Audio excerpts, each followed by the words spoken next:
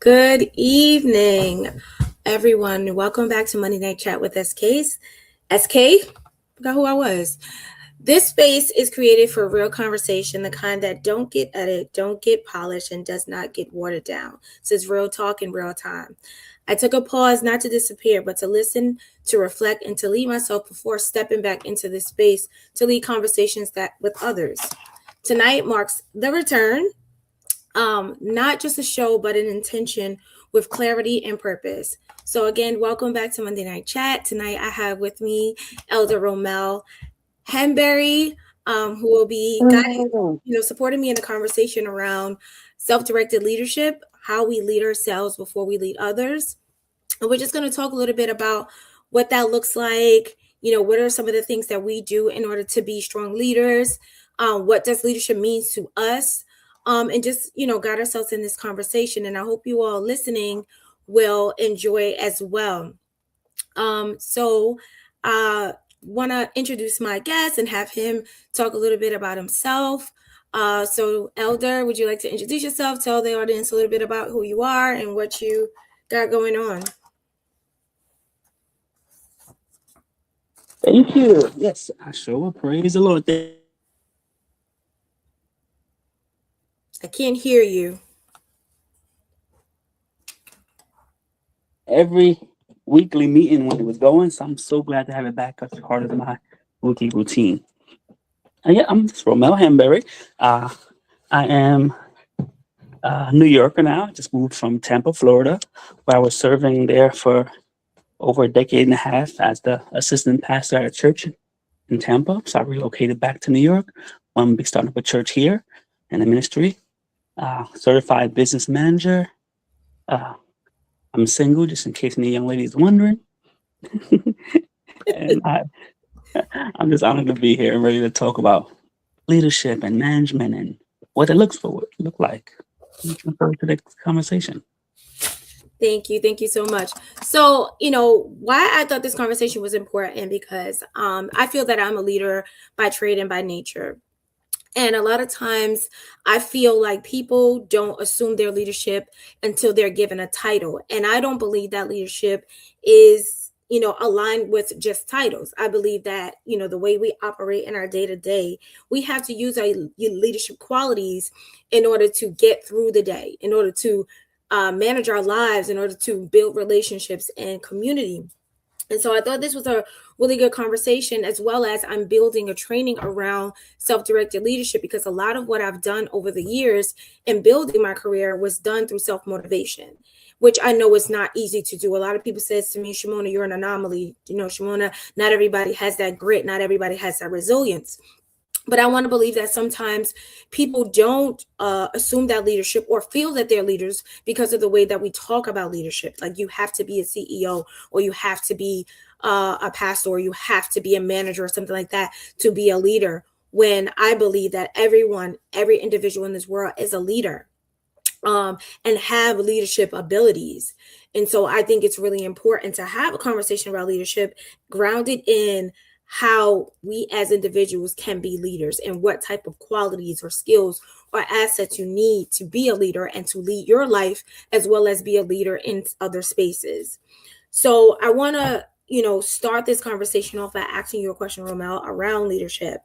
So with what I said about, leadership, what does leading yourself actually require, especially when no one is watching? Yeah, good question. And I'm glad you asked with that first too, because being a leader does start with oneself. It really honestly does. Even when we were in kindergarten, we learned to play the game follow the leader. And it's funny because as adults, it's interesting to see that the winner of the game was the one who was the best follower. So to be a good leader for yourself, for one, you have to know how to follow yourself. Trust yourself, be honest with yourself, even things like forgiving yourself. When you're accountable to who you are, then you now possess the ability to lead someone else and help them be accountable to who they are. Absolutely. And, the other part about that, like, that's funny you say that, because I often say sometimes, like, in order to be a leader, you also have to know how to follow, right? Because when you, like, let's say you're leading a team, right? If you're the one always making the decisions, if you're the one always making the sacrifices, how are you delegating? How are you exploring the other talent within your team? How are you, seeing yourself? How are you growing?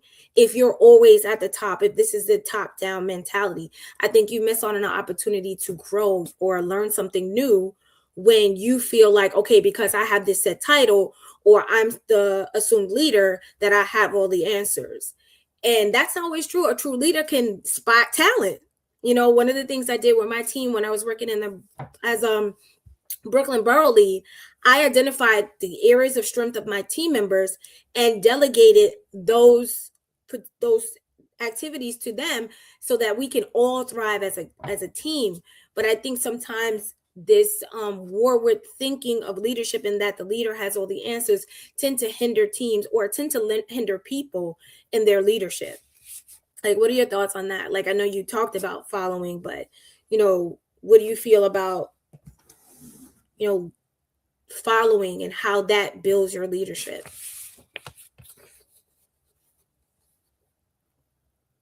I love how you mentioned the word delegating, because it takes a special person, either a manager, a team leader, a ringleader. It takes a special person to be able to delegate. And what that is they identify who can carry out execution the best, who may be the best at something, or may be able to achieve something with the goal that's been set before us. So delegation is so important. It's so unique. Not everybody can give tasks to the right person.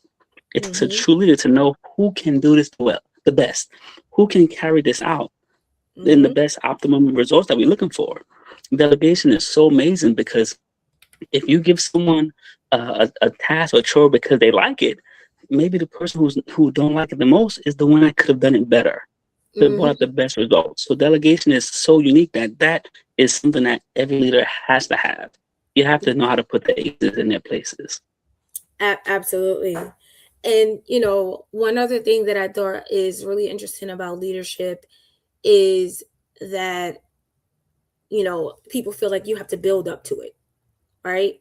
Because we had like this plan, like, okay, most people won't walk in the door like, hey, so I want this leadership role. I have the qualities, I have the skills to be a leader. Most people will decide that, okay, I must start in at this level and grow into leadership. I need to be able to be given permission to lead before I can be a leader. And sometimes you could not have be the supervisor or be the CEO and be able to lead in a way that collectively supports the environment without the title. And I think sometimes people don't say anything because they're like, oh, let me stay in my lane or let me stay in my place. Like, do you experience that? Yeah, and man, is you read it, because it really takes something on the inside. I think it's called gumption, or we put it plainly, the ability to be bold and courageous. When you identify that you can do something or someone else can do something well, it takes courage and gumption to say, hey, we should try it that way. It Right. may come off as being too off-putting or out of our lane. However, that is the vision and the voice of a leader. They may not want to step on your toe. However, they see something that maybe you have missed, and a great leader will pick up on that. Yeah. And a lot of times that's not the case, right? Like one of the things I think sometimes get in the way of these opportunities is ego. And I'll say, personally, I had to have a conversation with my ego versus my self-awareness versus my emotional intelligence. And we had a meeting.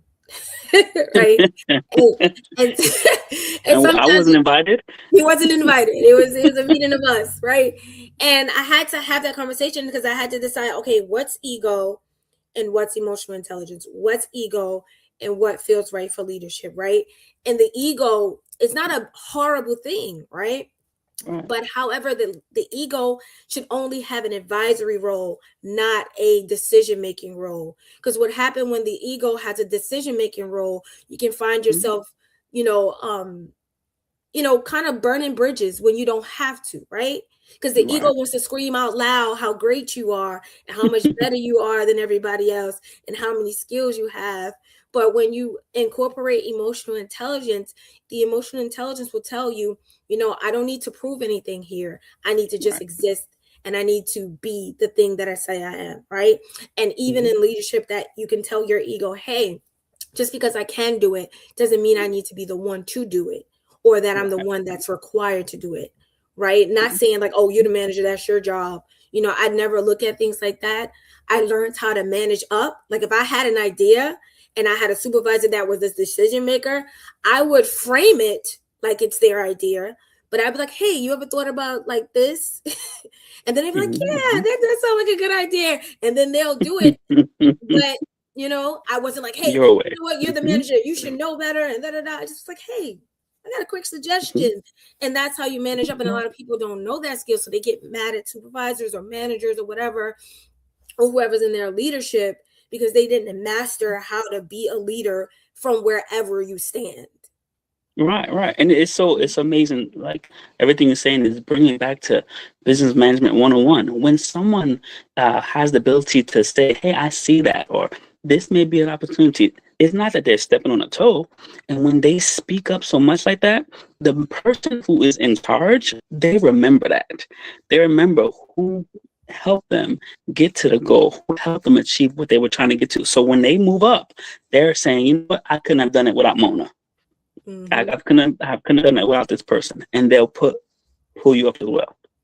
Right. And you look good when your team is operating on a efficient way, when it's not just one person, or you're not just the one getting all the awards and accolades.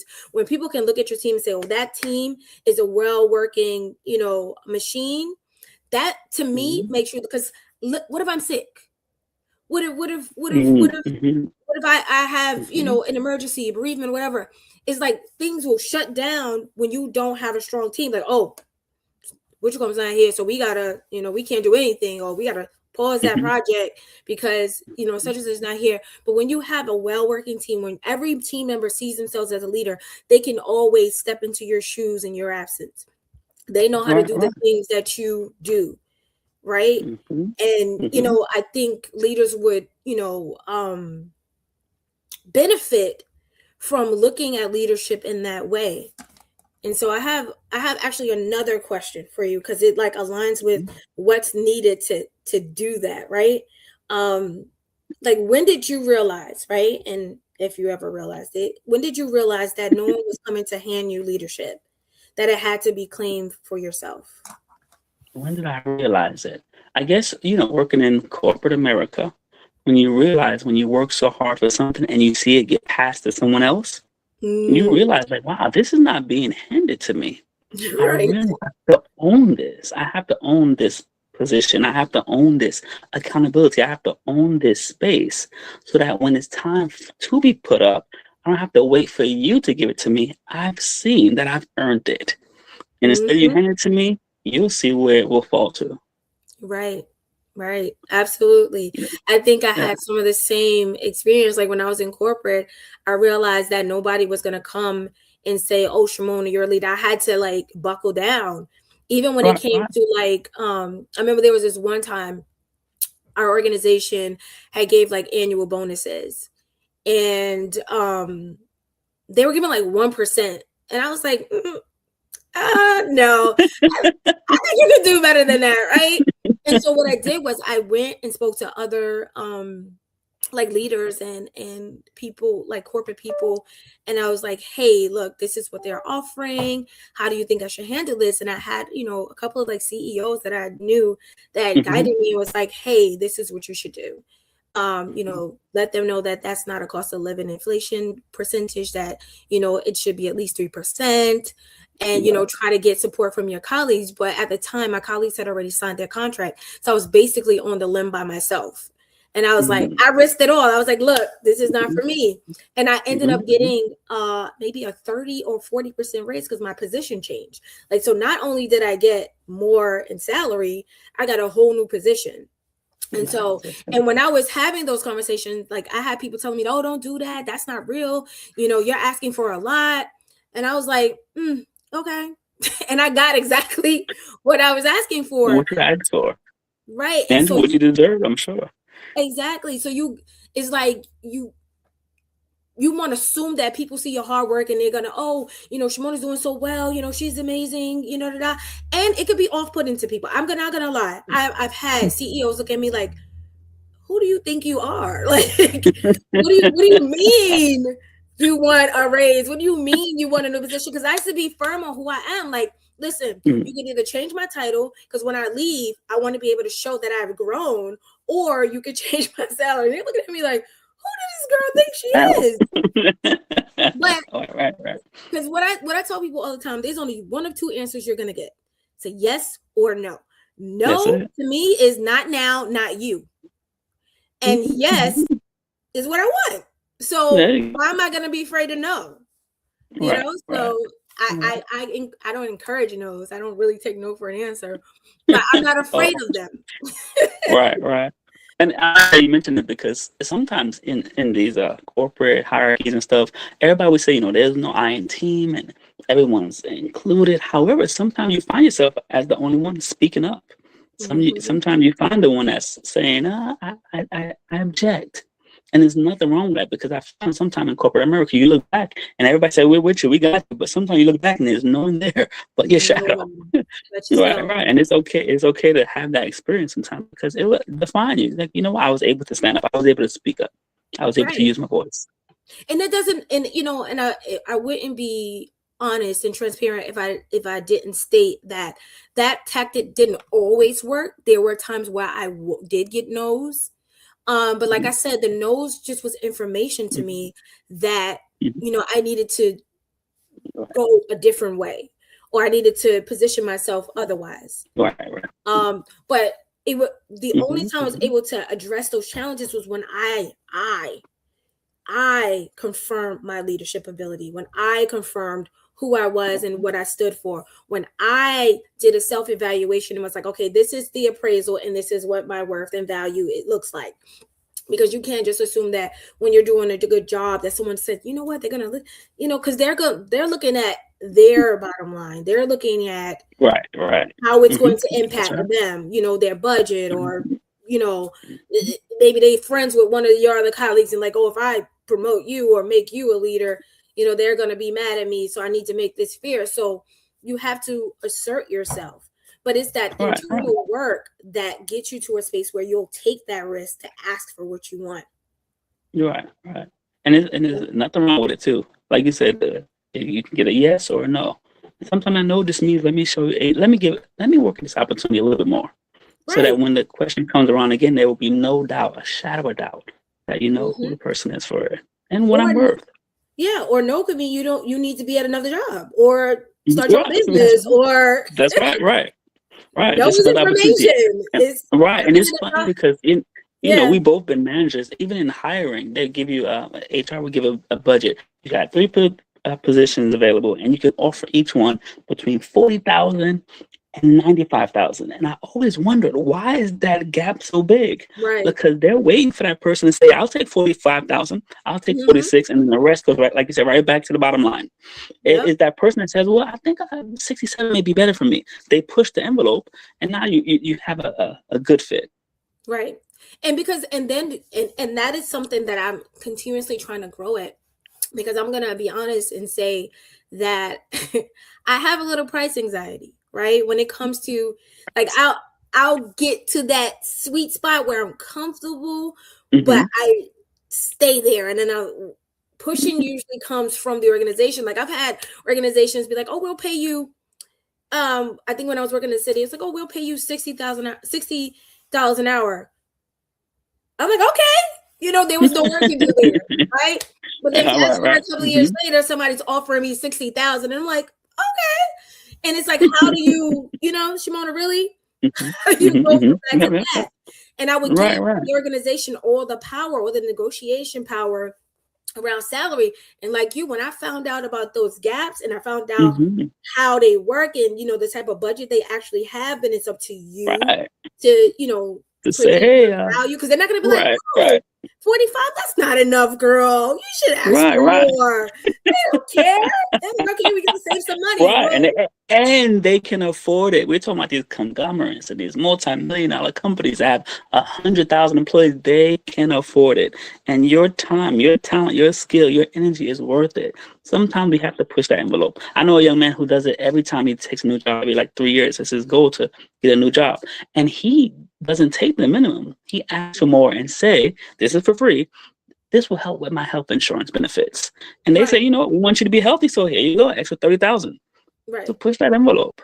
Right. Right. And so just to wheel it back into like the self-directed leadership, like how do you lead yourself on days when motivation is gone, but responsibility remains? Yeah, and that's a good question. As a good leader, one thing I've learned, the hardest thing or almost impossible for me to teach or to lead is passion. And when the motivation isn't there, you still have to be passionate. I'm hungry for this. I want this. My goal is this. My timeline is this. And if you have that passion, then you can find the motivation. If you have that passion, you can find the to want to get up and say, you know what, let me just head out and hit this goal on today. Let me hit this goal on this week. Let me hit my numbers for this month. When you don't lose your passion, motivation will come right under that umbrella. You gotta stay passionate. It's hard to teach it. It's hard to lead it. However, when you know what you want to do, you know what goals you have set in front of you, the passion will help you stay motivated. Absolutely. It's like I go like I told you, I think I talk about it all the time. I self-reflect every day. And motivation, like I've had it all my life, right? But I didn't know that's what it was. I just felt Mm-hmm. like, this is what I have to do. And being a mom, I've been a mom for 28 years. Holy Um moly.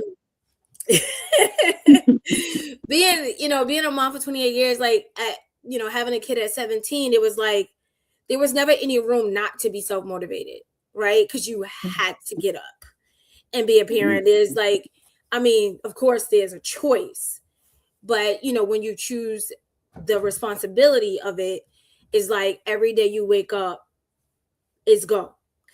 And so before it was kind of like automatic. I know I had to get up out of responsibility. I think most of the motivation was not to be shamed, right? I got up and did the things so people wouldn't say I was a bad mom, or I got up and did Right, the things so right. people wouldn't say I was inadequate.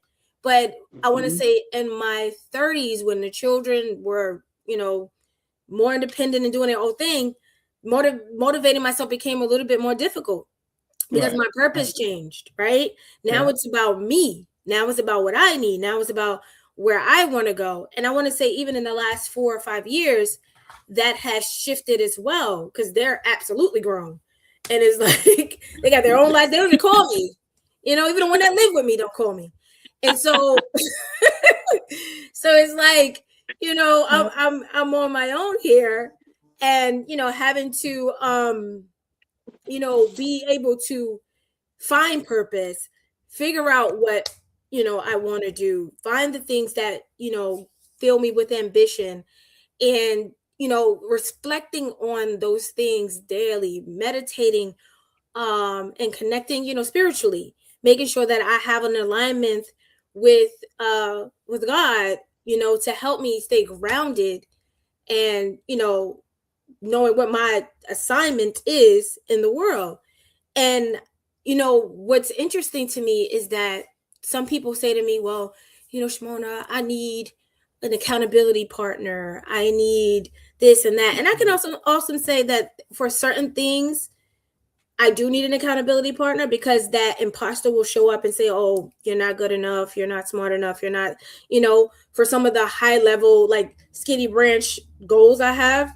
But on a day to day, I've always had that self push that even with this podcast, like no one said to me, hey Shimona, why don't you start a podcast? And I'll tell you all the things to do. I just said, this is something I want to do. And I started doing the research and I start, just kudos to me, new branding. Look, Monday Night Chats, Looks amazing too. and so, all of that takes motivation. It takes, being able to tell myself I can do it. I went to a podcast conference not last year, but the year before last, I think it was. And it was so many podcasters making so much money and doing amazing things. And I got discouraged. I really did, because I was like, I don't know how to edit. I don't know how to do this. I don't know how to do that. And I got really discouraged because I never was really into it for the money. I was really into it for the conversation. I was really into it for the impact. And so when those conversations were coming around, I was just like, okay, this is no longer fun. This is no longer, exciting to do. But then recently, when, things shifted in my career, I was like, you know what? Let me get back to what brought me joy. Right. And I had to, have a conversation with myself and motivate myself to just get back into it without the shame, without the doubt, and just, one or two things could happen. It could be great or it could be stuck. Oh, well. Either way, I love it. information. Right, because that sounds like a surprising thing. I'm going to go to a podcast conference, which is your expertise, and to come away from it discouraged. And it's because sometimes, like you said, we're looking at what others done. We're looking at what others are at, where they made it, and where they're. And instead of us being, not saying that you did it, instead of us thinking as a contest or a challenge, we can take. Let me take best note. Let me take a page out of their book. And Right. the best competition, the best challenger, the best contender is usually that person in the mirror, that person that looked as good as you do in the mirror. And I did 80,000 listeners last year. This year I'm going to do 80,001. When you compete with yourself, now you're winning. Yep. When you're competing with you, now you're the winner.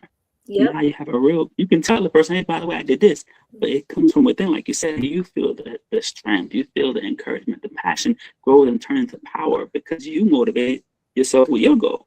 And who's leading you? You are. Yep. You set the bar. And when you're like, I say this to myself, and I try to put it in practice as well. I say, the only person I'm in competition with is me, like you say, right? But there was a time, I think before I even started Monday Night Chat, where I was on social media like a lot, and I started to feel envy. I started to feel jealousy, and I was like, this is not something I really wear. What is this new feeling? I don't like this. And I went off social media for about 6 months because I said I need to reintroduce myself, and I worked on self-love and self-care and self-awareness.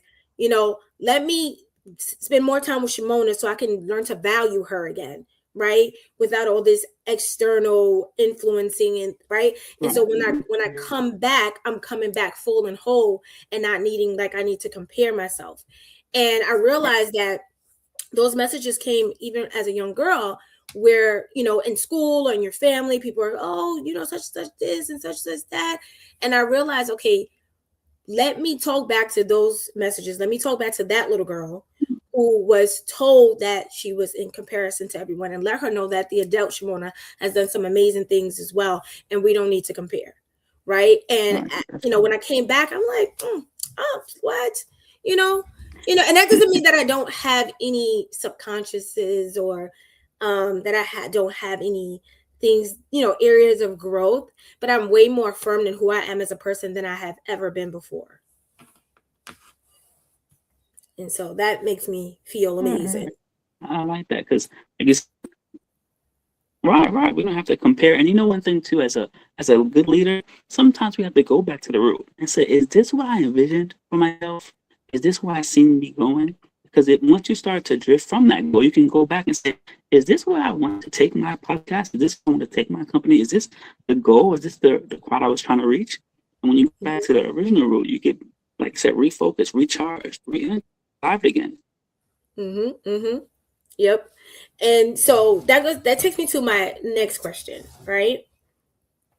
How important is emotional self-management in leadership, and what happens when leaders haven't learned to regulate themselves? Like, how important is like being able to, manage your emotions, and how those kind of like keep you grounded in real life? Right, and that's a good question, because I think, to be honest, in the culture and the society that we have now, a lot of managers are leading with their emotions. And what happens is, even the Bible says the emotions change like the moon. And I didn't understand that. Like, what does that mean? Every day our emotions change. Every day the moon changes. So if I make management decisions, if I make leadership decisions based off how I'm feeling, I might want to change that decision tomorrow. But if it don't sign a contract when you're happy, don't make a decision when you're sad, because sometimes that emotion changes. And as managers, we have to make, as leaders, we have to make, as visionaries, we have to make decisions that are based on fact and grounded in truth and grounded in the idea and objective and the aim ahead, instead of how I'm feeling at this particular moment. I may yell and scream at somebody, and they may be the best person I have on my team. And I can't take that scream back. I can apologize and I can buy them and send them a basket of fruit. However, my emotion took me to a place that may be hard to recover from. As a manager, and I know we're human. However, we have to remain, I know it's cliche, we have to be professional. Leave that emotions out of it. Whatever it needs for you to take, if you have to go to what they call it, the happy hour after work, whatever you need to let that emotion do what you do afterwards, so that you can be a good leader going forward, being honest, being straightforward, and don't even be wishy-washy. Some day he's like this, and the next day he's like this. I don't know what manager we getting today. A good manager, they know who's coming in. They know who's being present. They know who's showing up, instead of someone who's emotional. They're switching every day. They don't know what to expect. Sometimes they're afraid to approach you because of your emotion. You're a good leader. People look forward to approaching you. Or they're afraid to approach you all the time because you're always that way. But it's better than being who we're going to have today. Who we're going to have show up on Thursday. Yeah. Do you think that how a person leads at their job is how they lead in their family? Good question. It should be. It should be. It shouldn't be the same way. However, it should give us an indication, because it's the Bible says you can't lead the house of God if you can't even lead your house.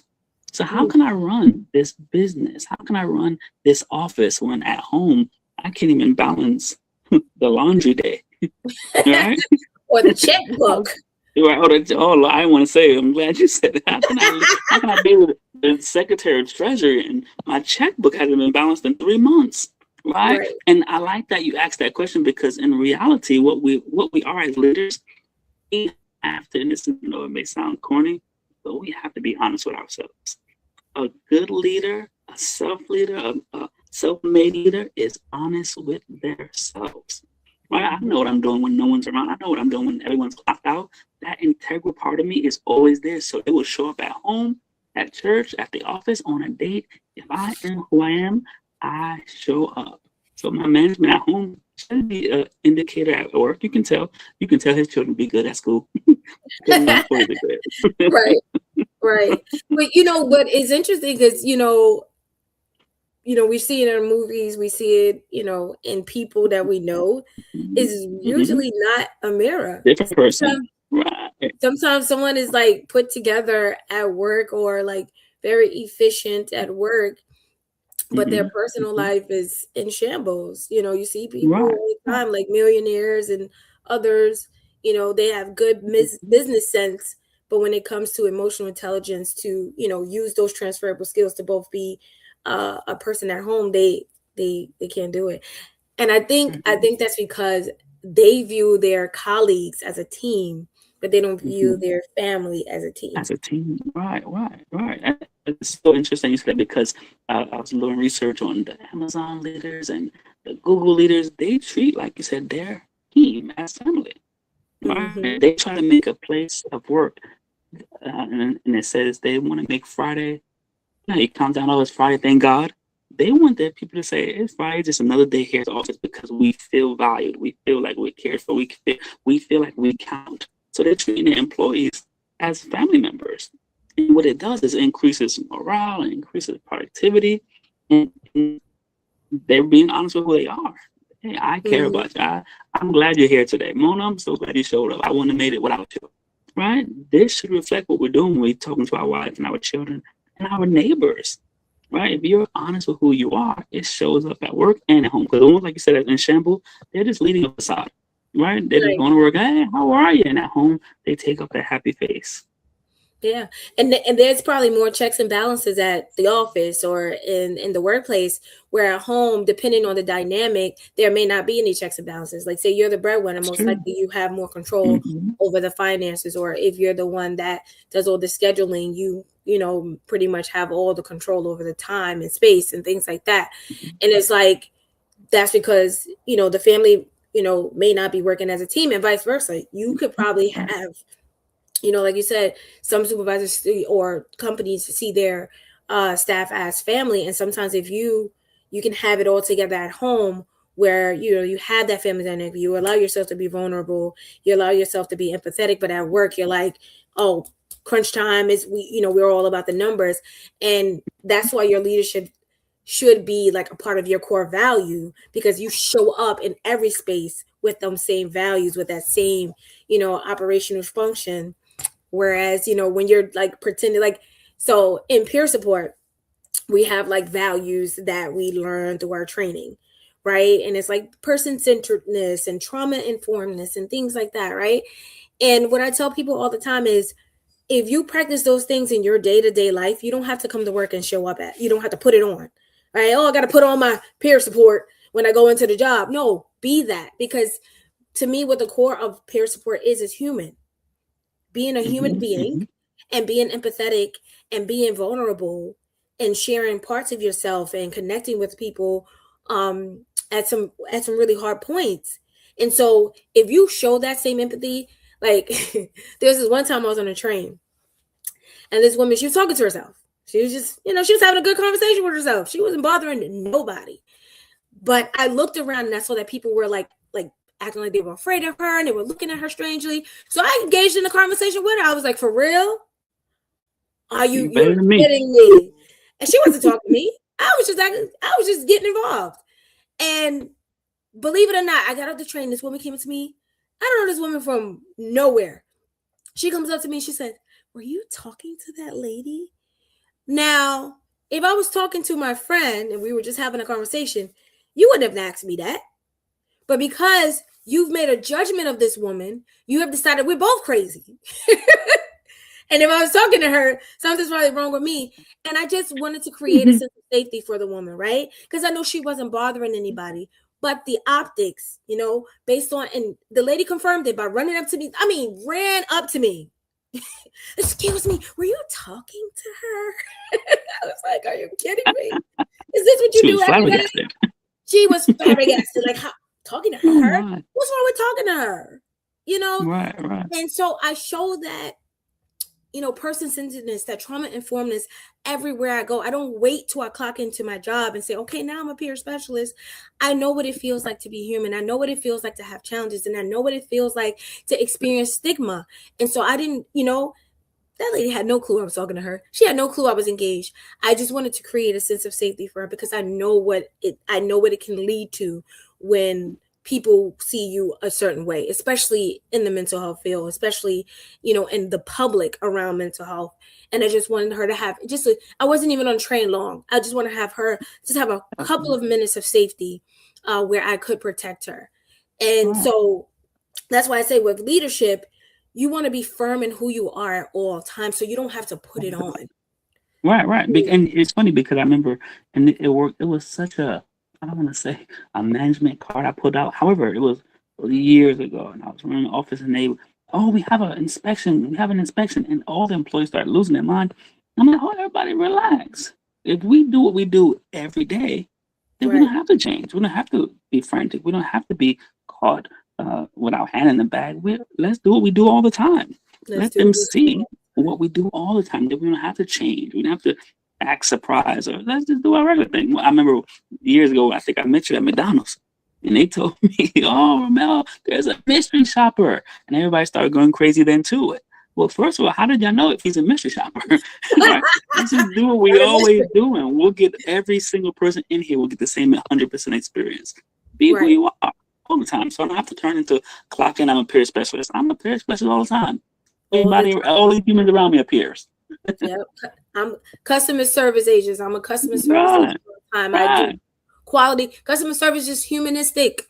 People forget that these jobs they have titles and you have responsibilities, but be you all the time. If you're always in that space, whatever your core values is, or whatever your job description is, whatever you need to do, be able to carry that job out and have quality work, be that all the time. Yep.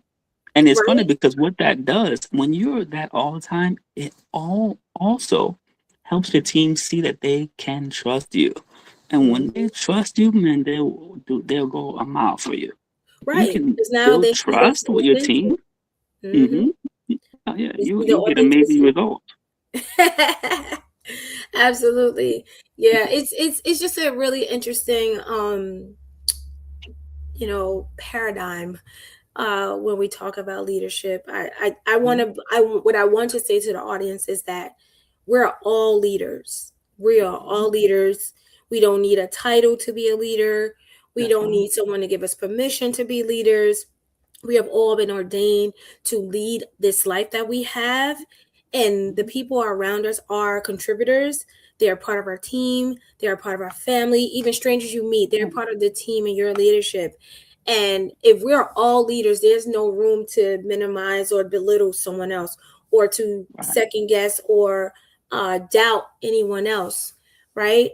And so, with my final question, because I want to make sure that we hold this space and make sure that our conversations are full and everything. But I want to, wrap this up with a final question before we end.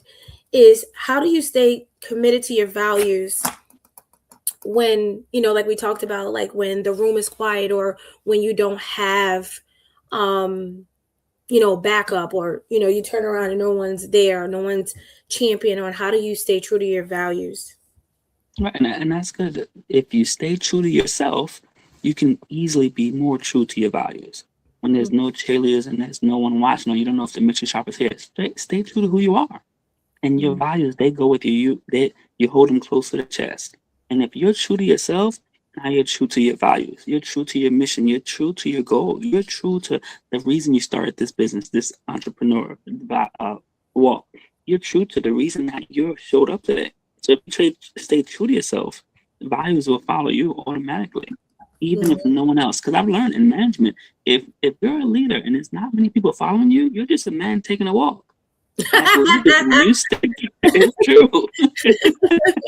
So when you stay true to yourself, you'll see someone can put their trust in you and say, I need to go where she's going. I need to go where he's going. This person, Mona, Romella, they can take me to somewhere that I need to be. And that's when you're staying true to yourself. You can stay true to the numbers, but they change. You can stay Right, true to these organizations, they're closed down without even telling you. But when you right, stay true to yourself, that's a constant that's always there. right. It is omnipresent. That's And all right now.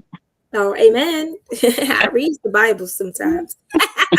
Praise the Lord. Don't question my gospel. Story Um, time. but thank you so much for this conversation. There's so much more Yeah. to say, but I think we've said a lot tonight. And I want to also give you kudos for the inaugurating Monday Night Chat into 2026 and being my Oh, first guest. I'm so glad it's back. I'm so excited. I can open it up, right. I had a spot on my calendar that was blocked out just for this. And I had to make it free to other people. Now it's back just for you. any Monday final nights.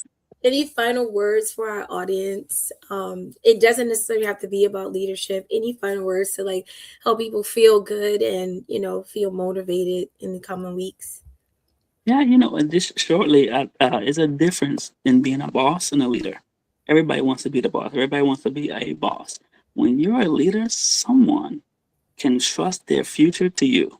When you're a leader, if it's your child, your students, your employees, when you're a leader, they know that what you say is golden and they're hanging on your every word. They don't do that to bosses, they do Mm, that only to us leaders.